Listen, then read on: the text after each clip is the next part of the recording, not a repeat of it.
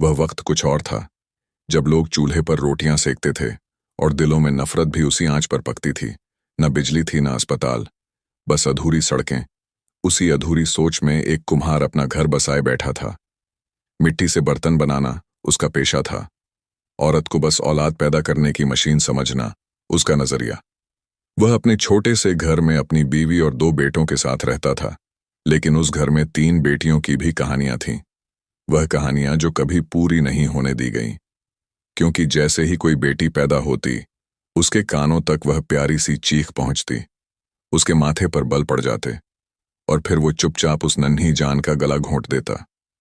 बीवी हर बार रोकती, हाथ जोड़ती, घुटनों पर गिरती, कहती, वह भी मेरी औलाद है, बस एक बार उसे जी लेने दो। लेकिन उसके लिए बेटी पैदा होना किसी सजा से कम नहीं था। कहता, बेटियां बोझ होती हैं। बीवी की आंखें बहती, लेकिन क्या कर सकती थी। 5 बार यह मंजर दोहराया गया। 3 बार बेटियों की चीखें मिट्टी में दबा दी गईं और 2 बार बेटों को सीने से लगाकर कुम्हार ने मुस्कुराना जाना। बीवी हर बार अंदर से थोड़ी और मरती गई, लेकिन जीती रही। शायद किसी दिन कोई बात हो, शायद उसका मर्द बदल जाए। वह औरत एक अजीब सी खामोशी ओढ़ लेती है, न शिकायत न सवाल, बस एक लंबी सांस जो बताती है कि अब वह कुछ और सोच रही है।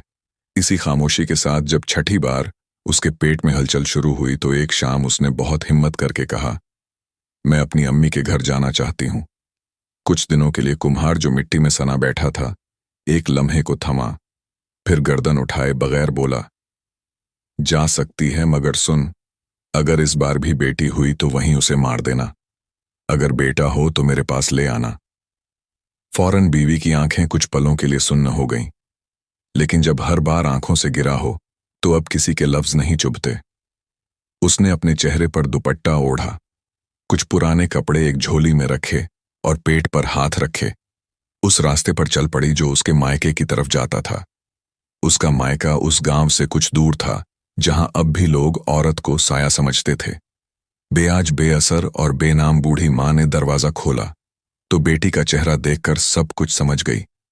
एक झलक में मां जान लेती है कि बेटी इस बार किस डर से भागी है। कुछ कहा नहीं, बस बांह पकड़कर अंदर ले आई। अगले दिन से ही बीवी ने अपनी अम्मी के साथ हल्की फुल्की मेहनत में हाथ बटाना शुरू किया। कभी अनाज बिनती, कभी पानी भरती और कभी पल भर बैठ जाती, पेट पर हाथ फेर कर, जैसे अपने बच्चे से कोई बात करना चाह रही हो। बूढ़ी मां अक्सर कहती, क्या सोचती रहती है हर वक्त, और वो मुस्कुराकर कहती, सोचती हूं इस बार कौन आएगा, एक और बेटी या फिर कोई सांस लेने वाला। रिश्ता वक्त बीतता गया, मौसम बदले, खेतों में हरियाली आई और फिर सूख गई। और फिर एक सुबह उसके पेट में वह दर्द उठा जो हर औरत को औलाद की पहली दस्तक देता है। मां दौड़कर कंबल लाई, दाई को बुलाया और बीवी पसीने में डूबी बैठ गई। लेकिन इस बार उसकी आंखों में डर नहीं था, बल्कि एक अजीब सी जिद थी, जैसे कह रही हो, अब चाहे जो हो, मैं हार नहीं मानूंगी।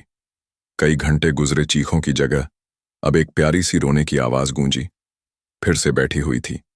बीवी ने बच्ची को सीने से लगाया और आंखें बंद कर लीं। बूढ़ी मां बगल में बैठी थी। सन दोनों मां बेटी ने एक दूसरे की तरफ देखा।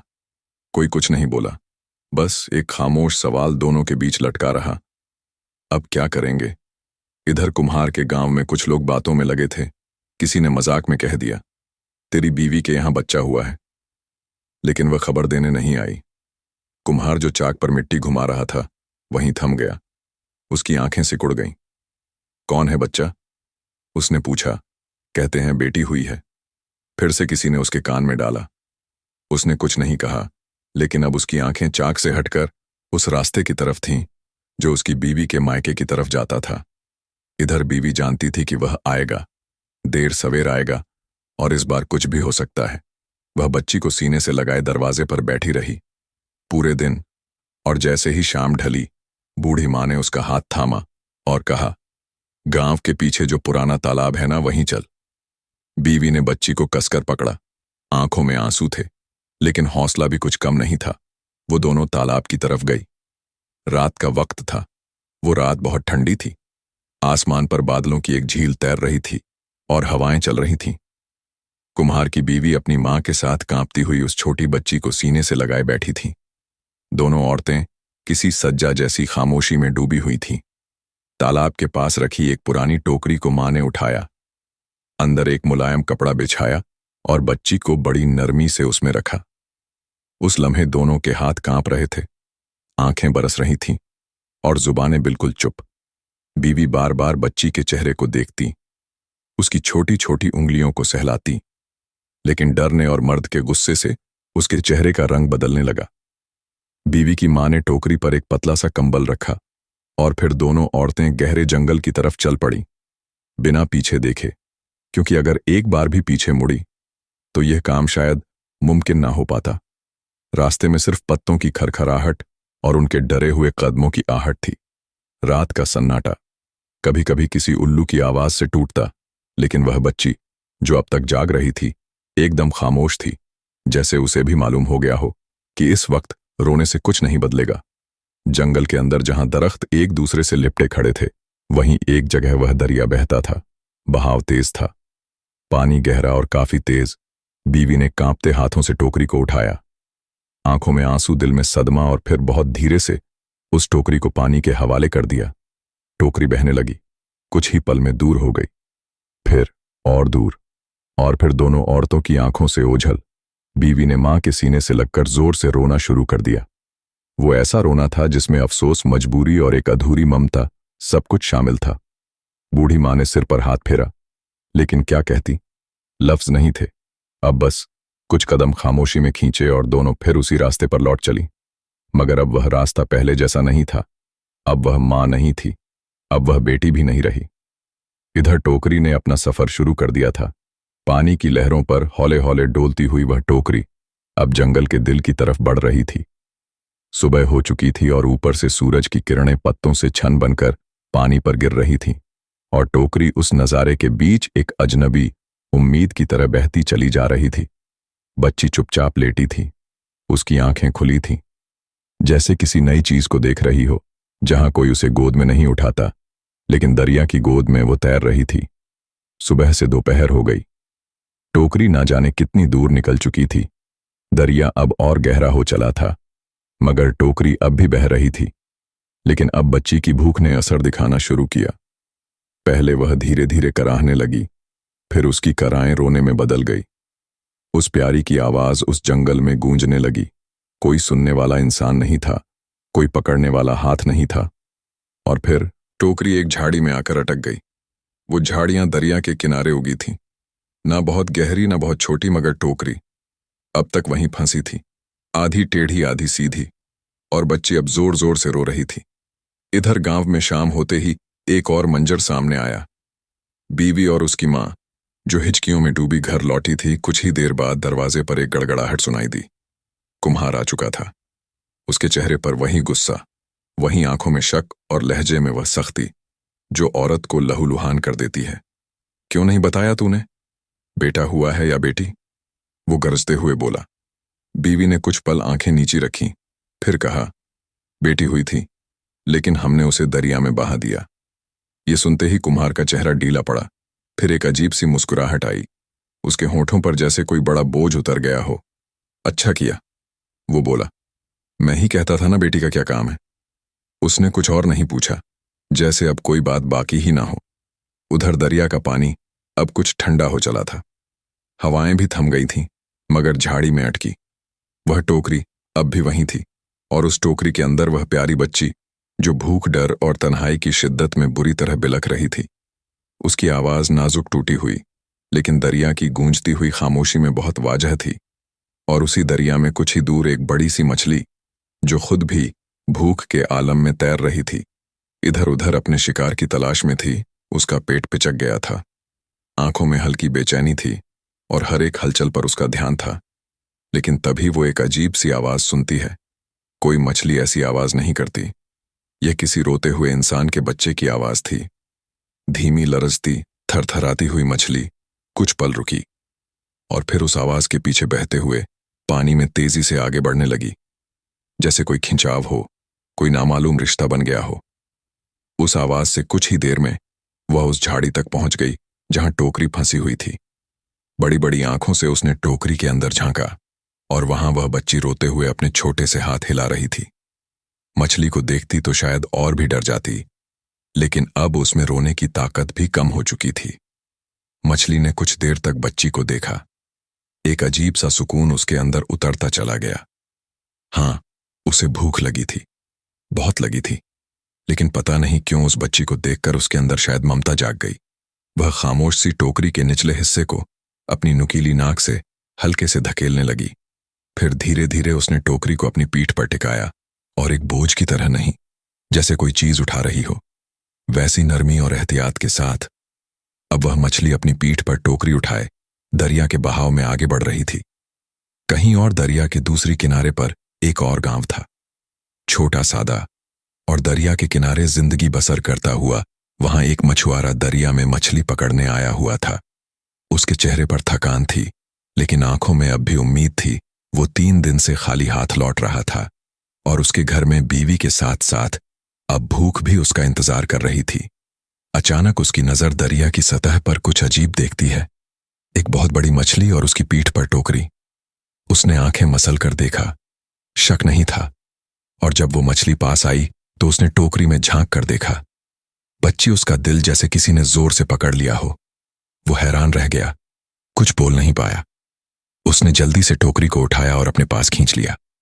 बच्ची अब भी जिंदा थी, हल्के से रो रही थी, उसकी सांसें चल रही थीं और आंखों में अजनबी चेहरों को देखकर घबराहट थी।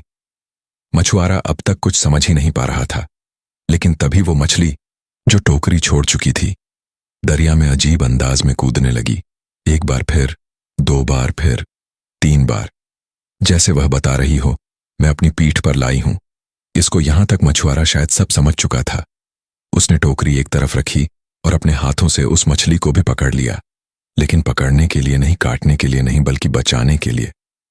अब वह दोनों, बच्ची और मछली, उसके पास थे, और वह खुद एक ऐसा शख्स था जिसके घर में अभी तक कोई औलाद नहीं थी।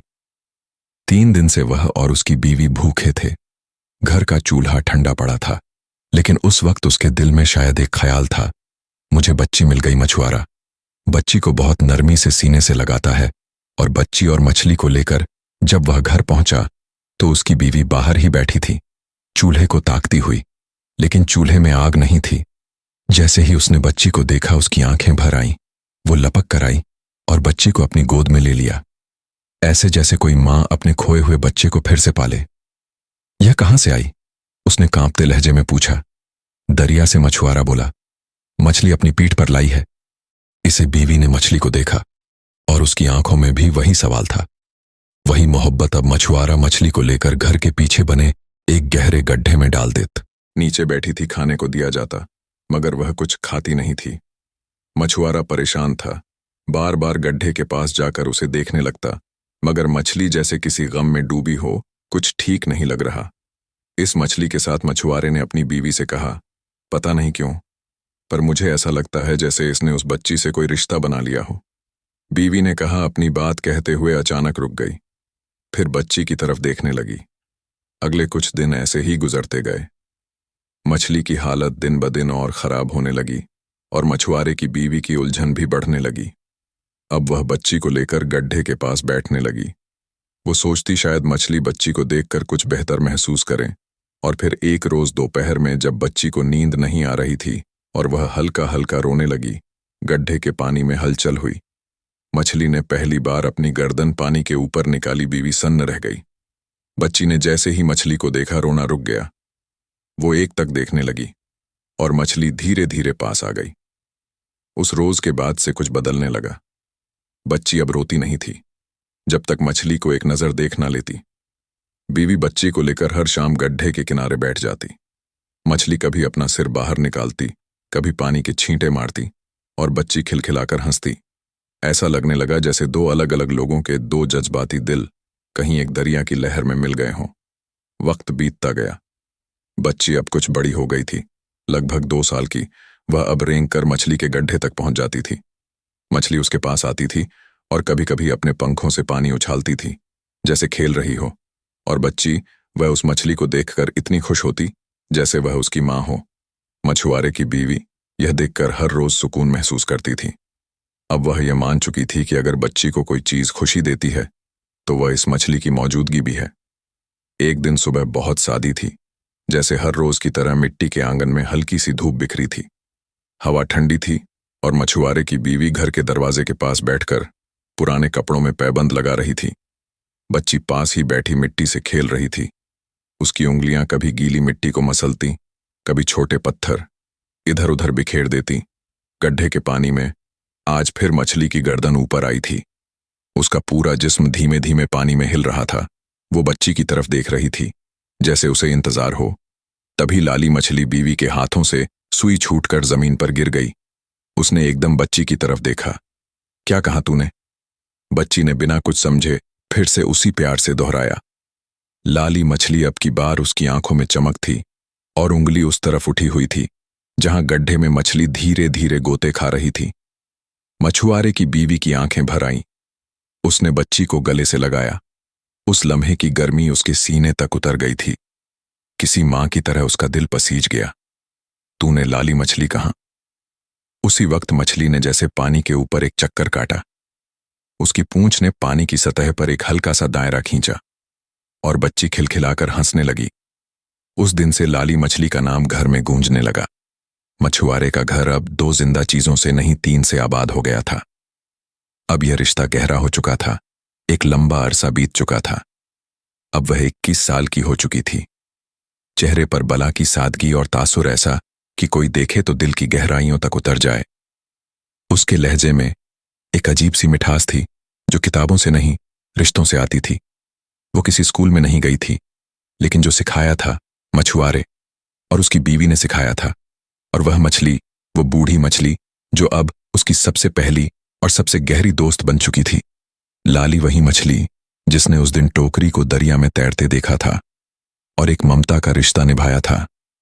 अब बूढ़ी हो चुकी थी। उसका जिस्म अब उतना मजबूत नहीं रहा था। आंखों की चमक धुंधली हो गई थी और तैरते हुए भी ज्यादा वक्त गड्ढे के किनारे गुजार देती थी। वह अब कम खाती, कम तैरती और ज्यादातर वक्त चुप रहती थी। मगर जब लड़की उसके पास आती तो लाली मछली जैसे उसे पहचानती हो। अपनी नजरें घुमाकर लड़की को देखती और हल्का सा पानी के नीचे सरक जाती, जैसे कह रही हो, मैं अब भी यही हूं, तेरे साथ गांव वाले। अब इस लड़की को दरिया की बेटी कहते थे। सब जानते थे कि यह लड़की मछली के साथ बड़ी हुई है। कुछ तो इसे अजीब भी कहते, मगर जो उसकी आंखों में देखता उसके दिल से कुछ कहे बिना नहीं रह सकता था। वह अब दिन का ज्यादातर वक्त गड्ढे के पास बैठकर लाली मछली से बातें करती। एक दिन जब दोपहर के वक्त धूप हल्की पड़ रही थी और आंगन में सन्नाटा फैला था, मछुआरे ने अपनी बीवी से कहा, अब वक्त आ गया है, लाली को वापस उसके घर छोड़ देना चाहिए। औरत चौंक कर रह गई। क्या सच में इतने सालों बाद उसे वापस छोड़ दें? मेहरीन जो वहीं पास बैठी थी चुपचाप सुन रही थी। उसके लबों पर एक गहरी खामोशी थी, मगर आंखों में एक तूफान। लाली को दरिया चाहिए, वो अब यहां नहीं रह सकती, उसने बहुत सदी हुई आवाज में कहा। लेकिन उसकी रूह कांप रही थी। वो अब थक चुकी है। शायद दरिया की ठंडक ही उसे सुकून दे सके। अगले ही दिन सबने तय किया, लाली को दरिया में छोड़ दिया जाएगा। सुबह की रोशनी में जब दरिया का पानी सूरज से सोने जैसा चमक रहा था, मछुआरा, उसकी बीवी और मेहरीन तीनों लाली को गड्ढे से निकालकर एक बड़ी सी टब में रखकर दरिया के किनारे ले आए।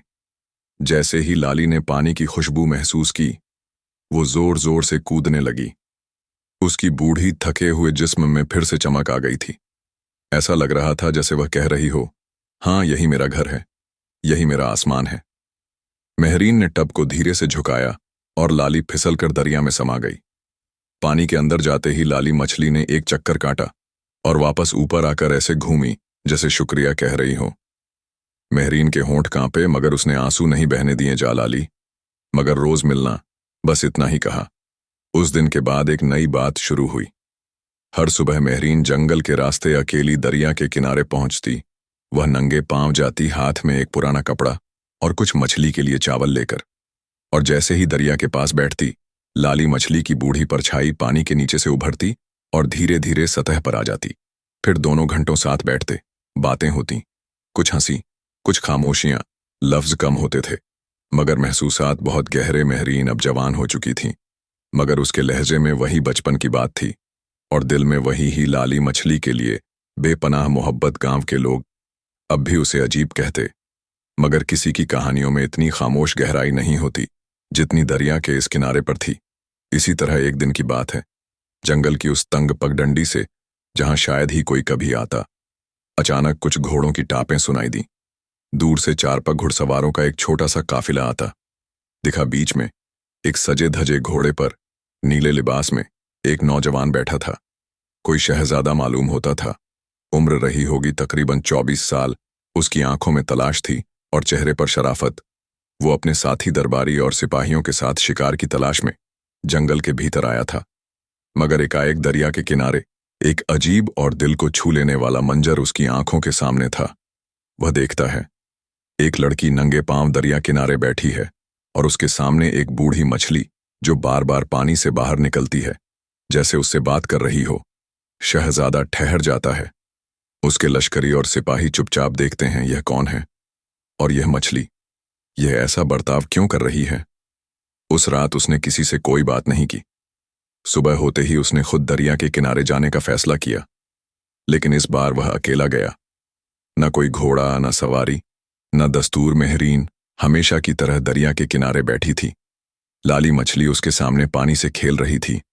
जब नवाबजादा सामने आया तो मेहरीन ने हैरानी से उसकी तरफ देखा। वो बिना किसी घमंड के बेहद सादे लिबास में उसके सामने खड़ा था। तुमने मेरा रिश्ता ठुकरा दिया, उसने कहा। मेहरीन चुप रही। लेकिन मैं पहली बार किसी को समझने की कोशिश कर रहा हूं। मुझे बताओ, ये मछली, ये तुम्हारे लिए क्या है। मेहरीन की आंखें भीग गईं, लेकिन उसकी आवाज बेहद साफ थी।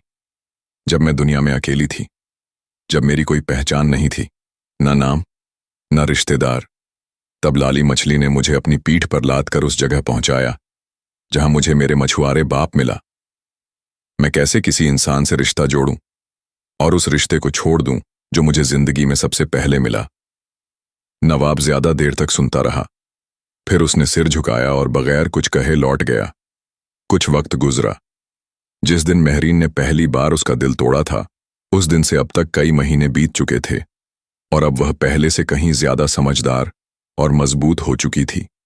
लेकिन फिर भी मेहरीन को हमेशा यह ख्याल आया था कि क्या उसकी जिंदगी सिर्फ लाली मछली और उसके माँ बाप तक ही सीमित रहेगी। क्या उसे कभी किसी और के साथ अपना जीवन बांटना होगा।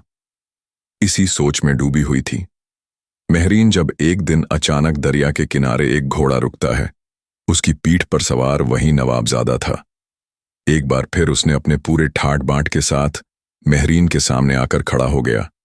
लेकिन इस बार उसकी आंखों में कोई घमंड नहीं था, उसकी आंखों में कोई ललक नहीं थी, बल्कि एक गहरी समझ और सम्मान था। उसने धीरे से मेहरीन की ओर देखा और उसकी आंखों में वह सारी बातें थीं जो उसने कभी ना कही थीं और शायद कभी ना कहनी थीं। मेहरीन, उसने बड़े अदब से कहा, मैं तुमसे शादी करना चाहता हूं। तुम्हारी मछली और तुम्हारे माँ बाप मेरे साथ महल के अंदर रह सकते हैं कुछ देर की। चुप्पी के बाद मेहरीन ने हाँ कर दी। मेहरीन और नवाबजादा की शादी की तारीख तय हुई और जल्द ही महल में एक शाही शादी का इंतजाम किया गया। मेहरीन के अम्मा बाप लाली मछली और वह खुद नवाबजादा के महल में एक साथ रहने आए। लाली मछली और उसके माँ बाप महल में उसके साथ थे और यह सब कुछ ऐसा था जैसा मेहरीन ने कभी सोचा भी नहीं था। वह दिन एक नई शुरुआत का था। महल की साज सज्जा में दिन रात एक हो चुका था। हर कमरे की दीवारों पर नए रंग रोगन हो रहे थे। चांदी के गहनों से महल के कोने कोने को सजा दिया गया था। लाली मछली के लिए एक खास जगह तैयार की जा रही थी और मेहरीन के माँ बाप के लिए भी शानदार कमरा तय किया गया। महल की दीवारें जो कभी अकेलेपन और खामोशी से जड़ी रहती थीं, अब उन पर हंसी और बातें गूंजने लगी थीं। मेहरीन, उसकी माँ बाप, लाली मछली और नवाबजादा का महल में आना, मानो महल के माहौल में भी एक नई रोशनी भर चुका था। मेहरीन की जिंदगी एक नई सिमत में चल पड़ी थी। वह अब महल में सुकून से रहने लगी थी, लेकिन उसके दिल में हमेशा एक सवाल घूमता रहता था। यह सब कुछ तो सही लग रहा था, लेकिन क्या यह सब सच में वही था जो वह हमेशा से चाहती थी। उसकी खुशियां अपनी जगह थीं, लेकिन दिल की गहराइयों में कुछ ऐसा था जो कभी भी उसे पूरी तरह से आराम से नहीं बैठने देता था। क्या उसे लाली मछली के साथ अपने रिश्ते में कोई दरार तो नहीं महसूस हो रही थी? क्या वह महल की जिंदगी में वही खुशी पा रही थी जो वह अपने पुराने घर में पाती थी? लाली मछली के लिए महल में एक ऐसा तालाब तैयार किया गया था जहां वह आराम से रह सके, मगर क्या यह उसे खुश कर पाएगा? मेहरीन के माँ बाप के लिए भी एक शानदार कमरे का इंतजाम किया गया था जिसमें महल की हर एक ऐशो आराम की चीज मौजूद थी। फिर भी मेहरीन को महसूस होता था कि उनके माँ बाप का दिल अब भी उनके पुराने घर की यादों में बसा हुआ था। महल के आलीशान कमरे, महलों की दीवारों के भीतर की सजावट, इन सब में वह अपनापन कहाँ था जो उनके पुराने घर में था। लेकिन नवाबजादा के साथ मेहरीन का रिश्ता अब मजबूत हो चुका था और वह दोनों मिलकर महल में खुश रहने लगे थे। नवाबजादा ने मेहरीन को पूरी तरह से अपना लिया था और वह उसकी खुशियों में पूरी तरह से शामिल था। वह अब मेहरीन को हर जगह लेकर जाता, महल के बगीचे में, दरिया के किनारे और हर उस जगह जहां वह कभी अकेले जाती थी। मेहरीन अब नवाबजादा के साथ सहज हो गई थी। एक दिन मेहरीन ने नवाबजादा से अपनी दिल की बात साझा की। उसने धीरे से कहा, शाहजादा, क्या आप मुझे कभी भी मेरी पुरानी जिंदगी के बारे में सोचने देंगे? क्या मैं लाली मछली के पास जाकर अपने पुराने घर की यादों को एक बार फिर से जी सकती हूं? नवाबजादा ने उसकी बातें सुनी और फिर गहरी सांस ली। मेहरीन, तुम जो चाहो कर सकती हो, लेकिन तुम हमेशा याद रखना, यह महल तुम्हारा है, यह जिंदगी तुम्हारी है और मैं तुम्हारे साथ हर कदम पर हूं। तुम्हारी खुशियां मेरे लिए अहम हैं। वो दोनों खुशी खुशी रह रहे थे, लेकिन जिस बदलाव ने सबको बेखबर रखा वो एक पुराना रिश्ता था। शाहजादे की पहली बीवी, हाँ वह थी तो पहली, मगर अब किसी को याद तक ना थी। मेहरीन के आने के बाद महल की फिजा ही कुछ और हो गई थी। हर तरफ उसी का नाम, उसी की बातें, नौकरानियां उसी की खिदमत में लगी, बाजारों से आने वाले कपड़े जेवर उसी के लिए। पर यह सब देखकर किसी और का दिल अंदर ही अंदर जल रहा था, और वह थी शाहजादे की पहली बीवी। उसका नाम भले ही जबानों पर ना आता हो, मगर उसकी मौजूदगी महल की चीजों में छुपी होती थी। उसके कमरे की खिड़की से जब भी पर्दा हटता, मेहरीन को देखते हुए दो आंखें बड़ी देर तक टिकी रहती। मेहरीन ने कई बार महसूस किया था कि कोई उसे देख रहा है, मगर जब पलटकर देखती तो बस खामोशी मिलती, एक ठंडी सी साकेत। खामोशी उस औरत ने जब पहली बार मेहरीन को देखा था तो दिल में अजीब सी चुभन हुई थी। इतनी हसीन, इतनी सादा, फिर भी इतनी इज्जतदार। और फिर वह मछली महल में एक मछली के लिए फूलों से सजा तालाब, जिस जगह पर लोग इंसानों को तवज्जो नहीं देते, वहां एक मछली को इतना प्यार। उसे यह सब हजम ना हो पाया, लेकिन वह औरत चालाक थी, जाहिर नहीं होने देती थी। अपने दिल का आलम जब भी मेहरीन से मिलती, चेहरे पर बनावटी मुस्कान ले आती। बहुत प्यारी लग रही हो मेहरीन, यह जोड़ा तुम पर बहुत जच रहा है। उसकी आवाज में मिठास कम, नफरत की परतें ज्यादा होती थीं। मेहरीन भले ही सीधी साधी थी, मगर इतनी भी नासमझ नहीं थी। उसे कुछ दिन में ही समझ आ गया कि शाहजादे की पहली बीवी के दिल में कुछ तो ऐसा है जो बाहर नहीं आ रहा। एक रोज महल में एक बड़ी दावत रखी गई। शाहजादा कुछ सरहदी मेहमानों को बुलाना चाहता था और मेहरीन से कहा गया कि वह भी उस शाम की मेजबान बने। मेहरीन ने बहुत मेहनत से सब कुछ संवारा, ख्वातीन के लिए खास कपड़े मंगवाए, दरबार की सजावट खुद देखी और लाली मछली के लिए एक छोटी सी फव्वारे वाली जगह तय की जहां वह भी ठंडी ठंडी पानी में खेल सके। लेकिन उसी दावत की शाम को कुछ अजीब हुआ। एक नौकरानी दौड़ती हुई आई और कहा, मेहरीन जी, लाली मछली गायब है, वो फव्वारे के पास नहीं है। मेहरीन का चेहरा सफेद पड़ गया। वो बगैर चप्पल के ही भागी बाग से गुजरी, फव्वारे के पास पहुंची, मगर लाली मछली कहीं नहीं थी। सारे नौकर चाकर इधर उधर ढूंढते रहे। उसी वक्त एक दूसरी दासी आई और धीरे से कहने लगी, मैंने शहजादे की पहली बीवी को बगीचे की तरफ जाते देखा था। कुछ उठाए हुए मेहरीन के दिल की धड़कन तेज हो गई। वो समझ गई ये मामला क्या है, और वो भागी बगीचे की उस पिछली दीवार की तरफ जहां आमतौर पर कोई नहीं जाता था, और वहीं उस पुरानी हौदी के पास जहां पानी जमा होता था, वहीं लाली मछली पड़ी थी, बिल्कुल साकेत। मेहरीन ने दौड़कर लाली मछली को उठाया। उसकी आंखें खुली थीं, मगर सांस धीमी हो चुकी थी। पानी उसके जिस्म से चिपका हुआ था, जैसे किसी ने जानबूझकर उसे वहां फेंका हो। मेहरीन की आंखों में आंसू आ गए। लाली मछली, मेरी जान, कौन था जो तुझे यहां लाया? और तभी पीछे से आहट हुई और वह औरत शाहजादे की पहली बीवी धीरे धीरे उस हौदी की तरफ चली आई। चेहरे पर वही नकली मुस्कान, मगर आंखों में जलन की चिंगारी। ओह, ये मछली यहाँ कैसे आ गई? मैंने तो सिर्फ उसे पानी में ताजगी दिलाने के लिए नौकर को कहा था। शायद समझ नहीं पाया। गलती हो गई। मेहरीन उसकी बात सुनकर खामोश हो गई, लेकिन उसकी आंखों में सब कुछ साफ दिख रहा था। उसी वक्त शाहजादा भी वहां आ पहुंचा। उसने लाली मछली को देखा, फिर मेहरीन को, फिर पहली बीवी को। क्या हुआ? उसने पूछा। मेहरीन कुछ कहने ही वाली थी कि पहली बीवी बोल उठी। मैंने ही नौकर से कहा था कि लाली मछली को ताज़ा पानी दिला दे। शायद कुछ गलत फहमी हो गई। मैं माफी चाहती हूं। शाहजादा ने गौर से उसकी आंखों में देखा, पहली बार जैसे उसने उस चेहरे के पीछे का असल चेहरा देख लिया हो। मगर वह कुछ न बोला। उस रात मेहरीन लाली मछली के पास बैठी रही। देर रात जब सब सो चुके थे, शाहजादा मेहरीन के कमरे में आया। मुझे अब सब समझ आ रहा है, उसने कहा। मैंने तुम्हें यहां लाकर शायद किसी के दिल को चोट दी है, मगर अब मैं तुम्हें और तुम्हारे रिश्तों को किसी के जर का निशाना नहीं बनने दूंगा। अगली सुबह एक फरमान जारी किया गया। महल के हर बाशिंदे के लिए अब नियम बराबर हैं। कोई किसी की चीज को हाथ नहीं लगाएगा, और अगर कोई ऐसा करता है तो उसको सजा मिलेगी। उस दिन के बाद पहली बीवी कभी मेहरीन से आंख नहीं मिला सकी। शाहजादा भले ही खुलकर कुछ न कह पाया हो। उस रोज मगर महल की फिजा में एक अजीब सी तनाव भरी खामोशी छा गई थी।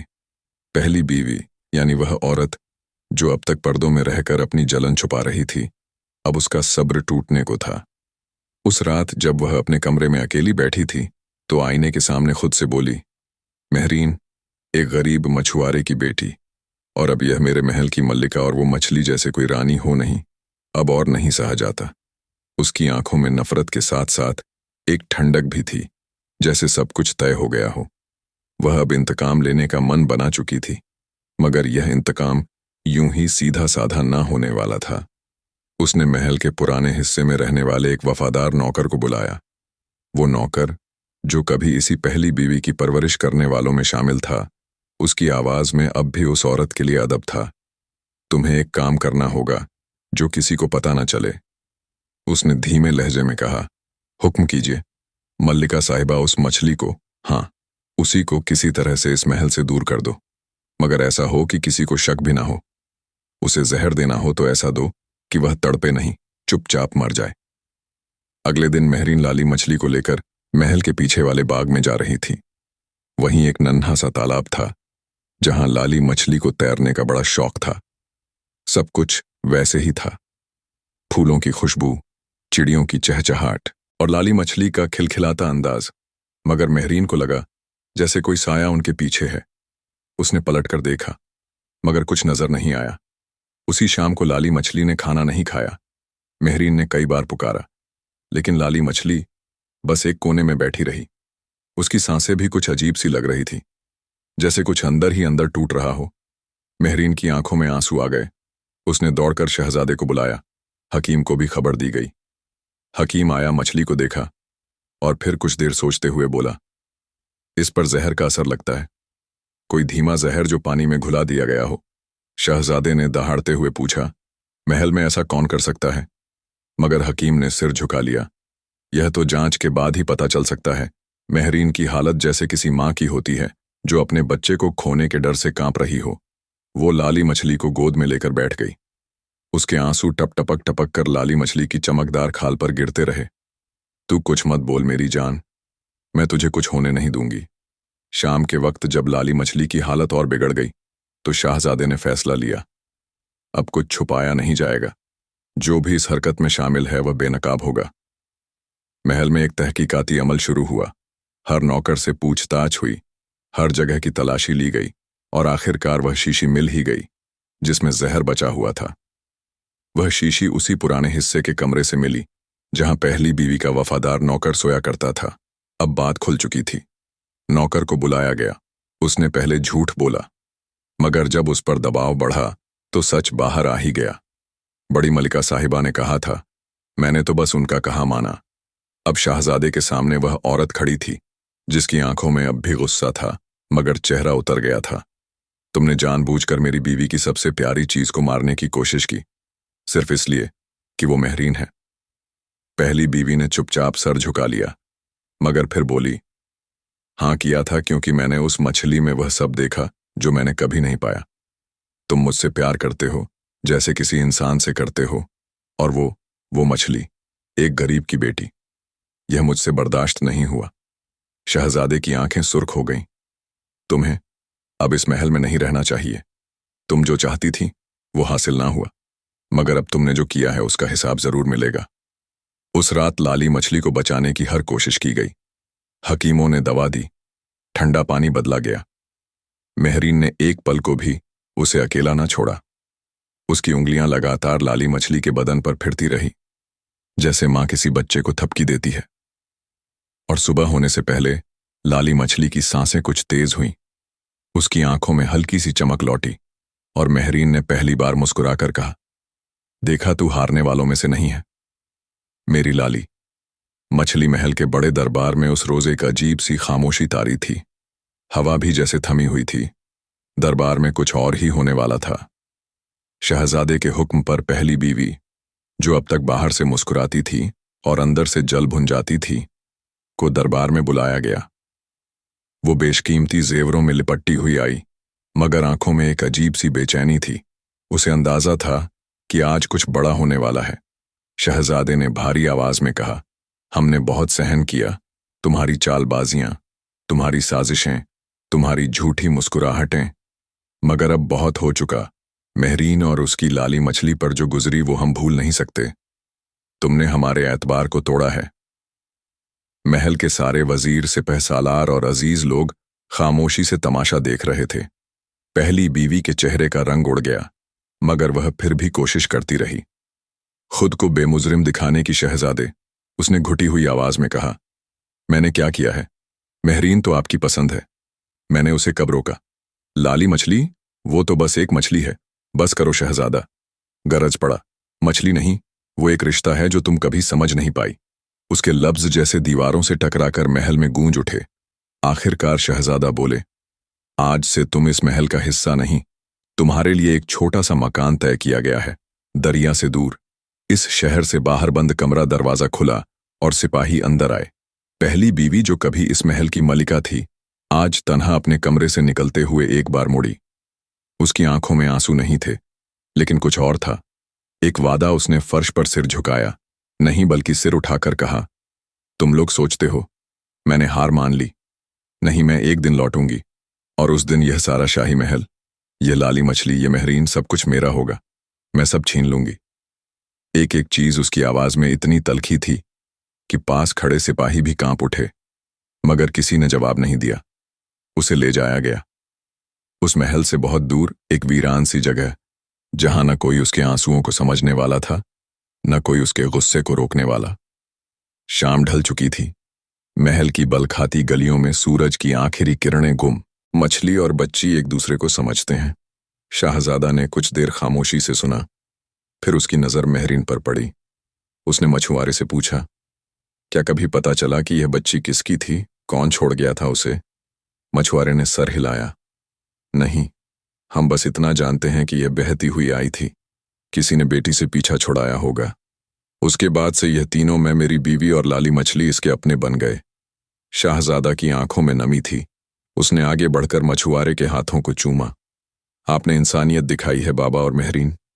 तुम तो मेरी रियासत की रोशनी हो, मगर अब समझ में आया कि दरिया से तुम्हारा रिश्ता सिर्फ खेल या याद नहीं, यह तो एक जिस्म का रिश्ता है। शाहजादा ने मेहरीन को अपने सीने से लगाया। अगले दिन शहर की हवाओं में आज कुछ अलग ही सरगर्मी थी। महल के चौक पर सुबह से ही भीड़ इकट्ठा हो रही थी। डुगडुगी बजाई जा रही थी और ऐलान किया जा रहा था, शहजादा का फरमान है, जो कोई भी दरिया की बेटी मेहरीन के असल माँ बाप का कोई सुराग लाएगा, उसे इनाम में सोने की अशर्फियां जमीन का टुकड़ा दिया जाएगा। यह ऐलान अब गली गली, नुक्कड़ और चौपाल में पहुंच चुका था। गांव देहात से लेकर दूर दराज की बस्तियों तक लोग कान लगाए बैठे थे। शायद कोई भूली बिसरी याद जुड़ जाए। इस दरिया की बेटी से इसी ऐलान की सदा उस बुजुर्ग औरत के कानों तक भी पहुंची, जो एक उजाड़ से गांव में अपने छोटे से टूटे घर में रहती थी। चेहरा झुर्रियों से भरा, आंखों में थकी हुई उम्र की धुंध, लेकिन दिल में एक टीस जो 2 दशक से भी ज्यादा पुरानी थी। वह कोई और नहीं बल्कि मेहरीन की नानी थी। जैसे ही उसके पड़ोस की लड़की ने ऐलान सुनाया कि कोई दरिया में टोकरी के अंदर मिली लड़की आज शहजादी बनी बैठी है, तो उस औरत का दिल बैठ गया। उसकी नजरों के सामने मानो पूरा सीन घूम गया। एक पुराना दिन, जब उसके दामाद ने कहा था कि अगर फिर लड़की हुई तो उसे जिंदा नहीं छोड़ेगा।